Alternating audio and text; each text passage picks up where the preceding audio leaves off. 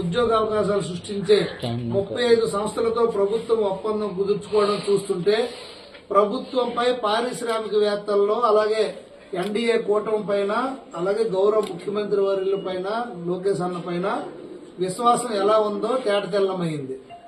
తొలి రోజు 8.26 లాక్స్ కోట్ల భారీ పెట్టుబడులు, వాటి ద్వారా 12.05 లక్షల ఉద్యోగాలు నమోదవడం ఏపీ అభివృద్ధికి గట్టి బలం. AP CRDA energy, food processing, పరిశ్రమలు, వాణిజ్యం, ఐటీ, ఎలక్ట్రానిక్స్, టూరిజం, మున్సిపల్ వంటి కీలక శాఖల్లో ఒప్పందాలు కుదరడం పెట్టుబడులను సమగ్రంగా ఆకర్షిస్తున్న ప్రభుత్వ నైపుణ్యాన్ని గుర్తించింది.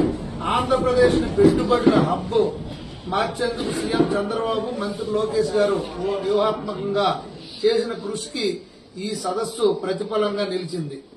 జగన్ రెడ్డి గత 5 సంవత్సరాలు చేసిన విధ్వంసకర విధానాలకు భయపడి రాష్ట్రం నుండి విడిచిపోయి వెళ్లిపోయి రెన్యూ, హీరో ఫ్యూచర్స్, ఏబీసీ వంటి కంపెనీలు సైతం చంద్రబాబును అనుసరిస్తున్న విధానాలు, లోకేష్ అమలు చేస్తున్న స్పీడ్ ఆఫ్ డూయింగ్ బిజినెస్ ఆకర్షితులై లూలు లాంటి